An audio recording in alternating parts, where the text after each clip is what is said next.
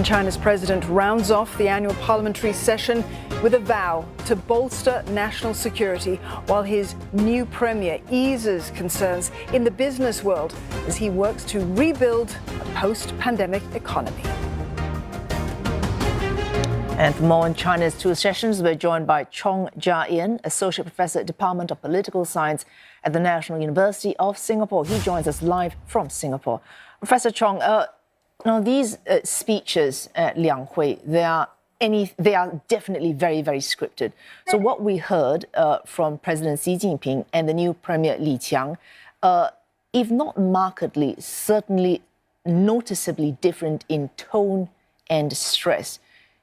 What do you think China hopes us to take away from this kind of messaging? So I think what the signal China is trying to send is that if the US in particular wants to go ahead with what China sees as containment and encirclement, China will be willing to compete with them on all fronts. However, if Washington is willing to step back, there's some room, there's some leeway for compromise. So I guess what that points us to is a direction where we're likely to see more contestation between the US and China, because at this point, I don't think either party wants to step back. But I think that's the message. That's the takeaway message. So Great Wall of Steel from China's president and Li Qiang suggesting that, this kind of confrontation never benefited anyone, and China is willing to respond positively should it hear a warming message from the US. Is that what you're saying? Absolutely. So, I think it's trying to send a somewhat textured message to the U.S. I guess what this does is try to lay the onus on compromise on the side of Washington. So what's happening right now in San Diego? The U.S., the UK and Australia meeting to flesh out phase 2 of the AUKUS deal. So who will be sending which technology or design in terms of submarines to Australia for their nuclear-powered submarines? China, of course, last week, its foreign minister in his first press briefing talking about containment and suppression. How is China going to be managing relations with Australia now, given that ties are warming? It needs Australia's help in terms of perhaps signing up to the CPTPP trade deal. On the other hand, it has traditionally expressed outrage on deals such as AUKUS. So the thing is, on the Chinese side, on the PRC side, they see AUKUS as an alliance. There's already an alliance between the US and the UK, and the US and Australia. What AUKUS does, right, is to do technology sharing.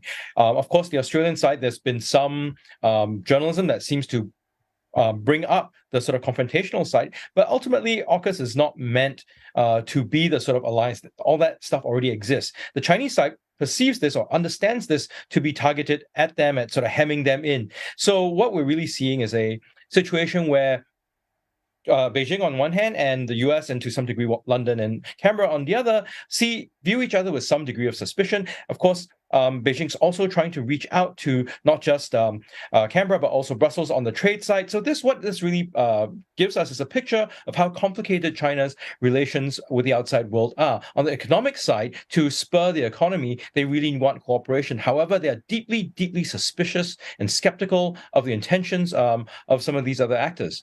Because, Prof. Chong, China very well aware of challenges on the economic front. If we look at its reappointments, or rather extensions of appointments in this latest Liang Hui, we saw technocrats and experienced ministers being kept on largely in the cabinet. And that surprised some people. Did that surprise you?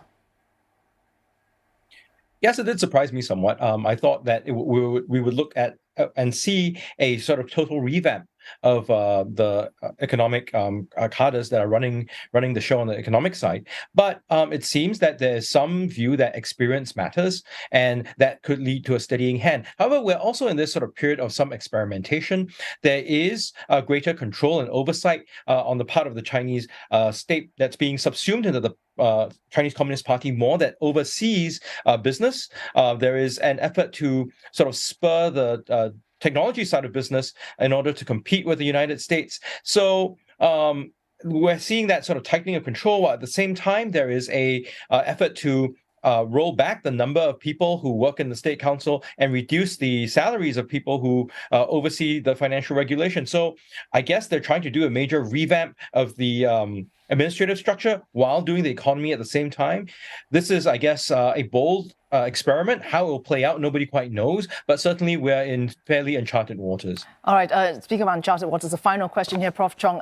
These events, given the opacity of China's leadership succession plans, we always look for any signs of Xi Jinping putting his successor in place. So the vice president position, there were rumors it might be Ding Xuexiang, in which case he might be the guy to take over after Xi Jinping. Did you see any signs of who comes next after Mr. Xi decides or is willing to step down?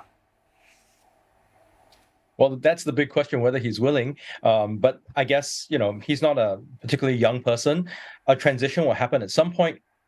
Right now, with Han Zheng being appointed as vice president or vice state chairman, it doesn't look like that's a transition plan. So that really opens up some question as to what will happen, right? Because if there isn't a clear transition plan now, it could open up the way for a power vacuum. It could open up the way for some more serious infighting down the road. That could, of course, throw greater uncertainty into the Chinese political system and, by extension, the economy, and, of course, then the world economy and China's greater region. So I guess what State Chairman Xi has done is, in some respects, he has consolidated current stability of this system under himself, but that by the same token, he's raised future uncertainty. So that's something that I guess everybody will have to watch and see what happens. It's really unclear at this point in time. It breaks the old mold of leadership transitions. So again, uncharted waters, we'll have to see. Thanks for that. Chong Ja Ian from the National University of Singapore.